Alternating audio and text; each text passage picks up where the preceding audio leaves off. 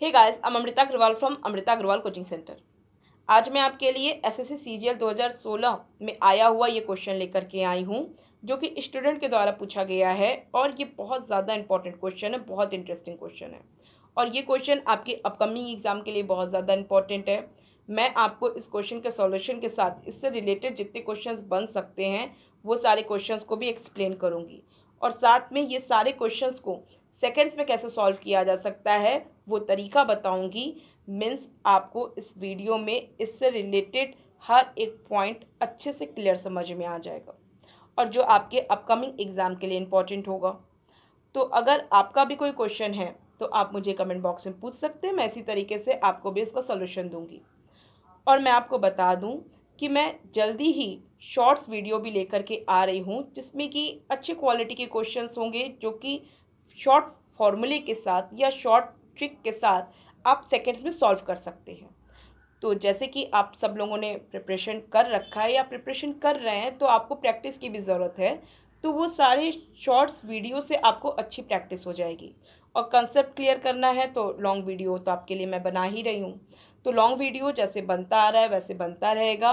आपके जो क्वेश्चंस होंगे वो मैं इसी तरीके से बीच बीच में देती रहूँगी आपको सॉल्व करवा करके। और शॉर्ट्स वीडियो भी रेगुलर लेकर के पूरी जल्दी से लाने की कोशिश करूँगी, जिससे कि आपकी अच्छी वहाँ प्रैक्टिस भी हो जाए। तो अभी फ़िलहाल में इस क्वेश्चन को सॉल्व करते हैं और इससे रिलेटेड सारे क्वेश्चंस और साथ में शॉर्ट फॉर्मूले को भी एक्सप्लेन करते हैं। तो स्टार्ट कर रहे हैं। क्वेश्चन है, in an isosceles triangle ABC, AD is the median to the unequal side meeting BC at D. DP is the angle bisector of angle ADB and PQ is drawn parallel to BC meeting AC at Q. Then the measure of angle PDQ is.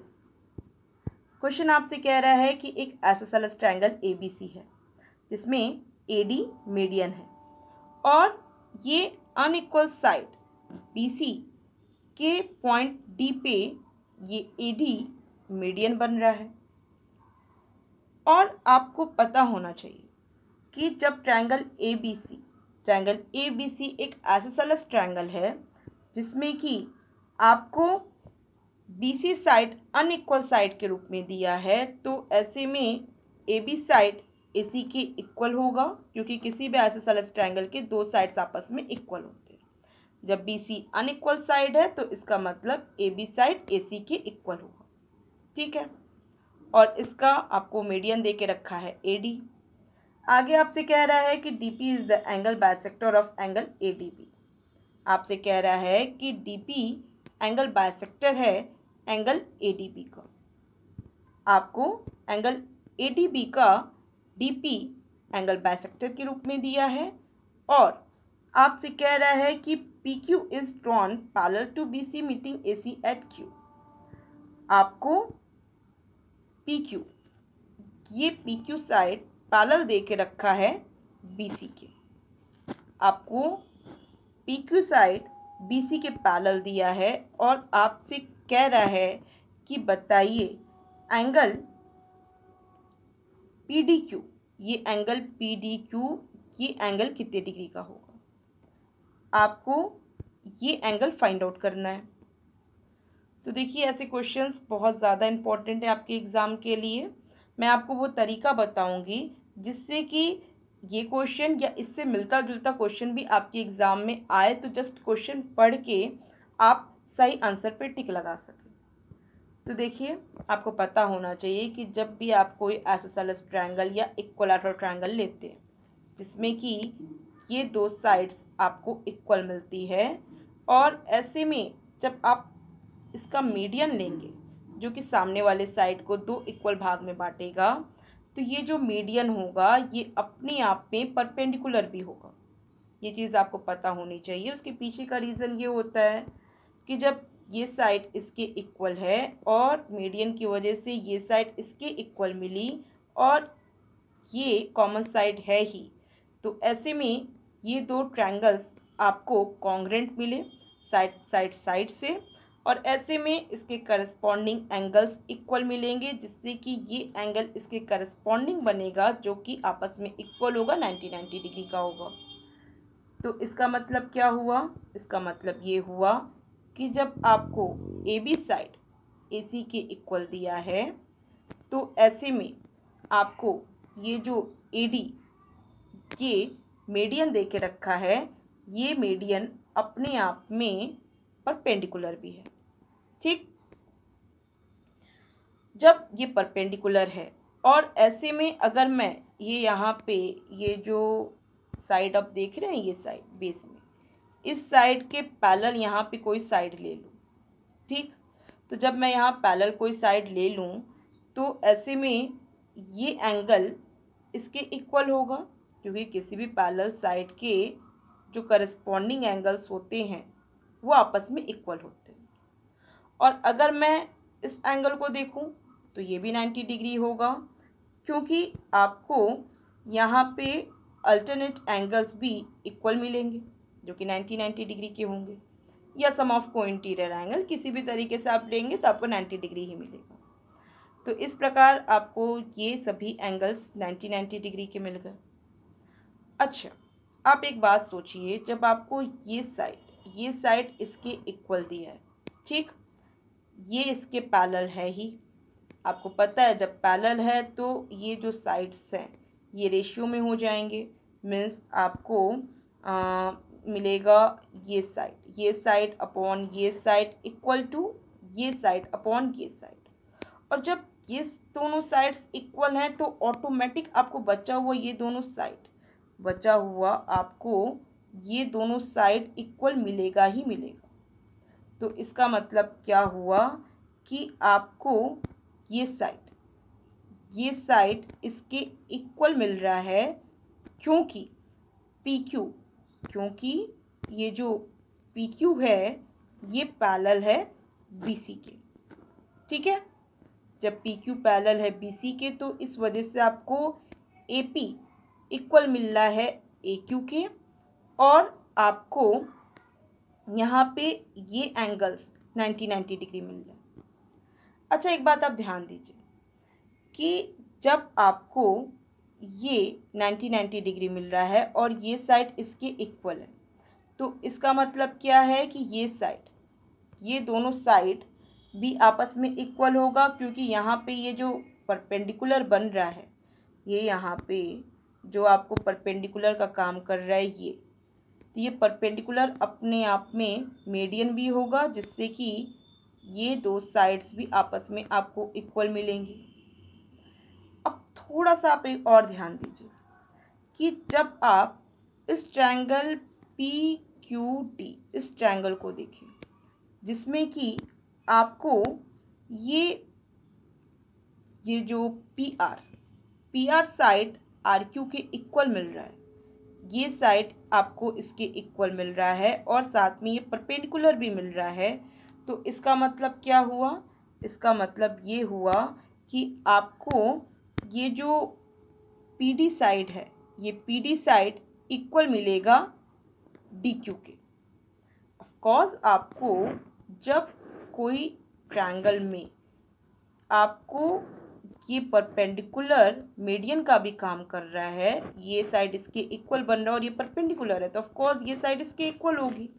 अभी मैंने explain किया congruency की वजह से, तो इस वजह से ये साइड इसके इक्वल हुई। तो जब ये साइड इसके इक्वल हुई तो इसका मतलब क्या हुआ कि ये एंगल भी इसके इक्वल मिला। ठीक, तो ये एंगल मिल गया इसके इक्वल। और आप एक बात जान रहे हैं कि जब आपको यहाँ पे PQ पैरेलल दिया है BC के, और ऐसे में आपको ये अल्टरनेट एंगल, ये एंगल QPD, ये एंगल इक्वल मिल रहा है इस एंगल के। एक बार थोड़ा सा फ्रेश कर लें जिससे कि आपको अच्छे से समझ में आए। तो देखिए, अगर मैं यहाँ पे देख रही हूँ कि BC के पैरेलल PQ है, ठीक, और आपको PD इक्वल मिला है DQ के, जिससे कि आपको ये एंगल इसके इक्वल मिला है। ठीक, तो जब ये एंगल इसके इक्वल मिला है और ये इसके पैरेलल है, तो ये एंगल भी इसके इक्वल होगा, क्योंकि ये अल्टरनेट एंगल्स होंगे। आपको पता है पैरेलल लाइंस के ये जो अल्टरनेट एंगल्स होते हैं ये आपस में इक्वल होते हैं। तो ये एंगल इसके इक्वल और इसके भी इक्वल, तो ऐसे में यहाँ पे जो भी एंगल बनेगा, यहाँ पे जो भी एंगल बनेगा ये दोनों एंगल्स भी उसी के इक्वल होंगे।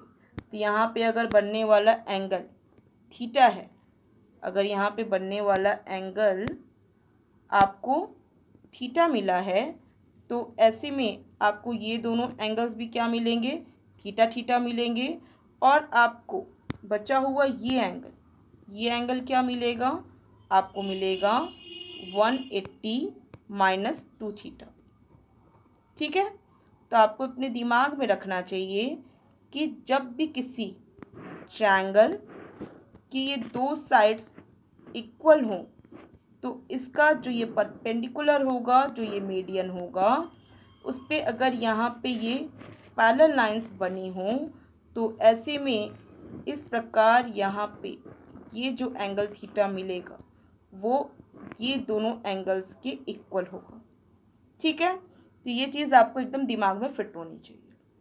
अब इससे क्या होगा कि जस्ट क्वेश्चन पढ़ के आप बता देंगे कि जब आपको बोल रहा है कि ये जो डीपी है ये एंगल बाइसेक्टर है एंगल एडीबी का, तो जब एंगल बाइसेक्टर है एंगल एडीबी का तो जाहिर सी बात है एंगल एडीबी तो 90 डिग्री होगा। तो एंगल बाइसेक्टर हुआ तो ये आपको थीटा एंगल दे रहा है 45 डिग्री। तो ऐसे में आपको ये दोनों एंगल्स भी क्या मिल जाएंगे, 45 डिग्री के मिल जाएंगे।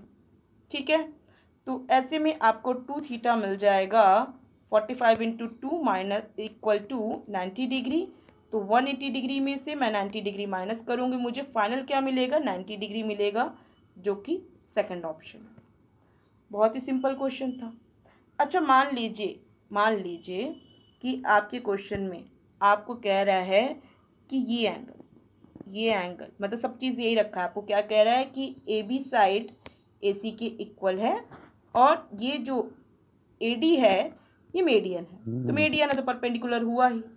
और आपसे कह रहा है कि यहाँ पे ये एंगल अगर बन रहा है 60 डिग्री, तो बताइए कि ये जो ट्रायंगल है, ये जो ट्रायंगल पी क्यू डी है, ये ट्रायंगल कैसा ट्रायंगल मिलेगा।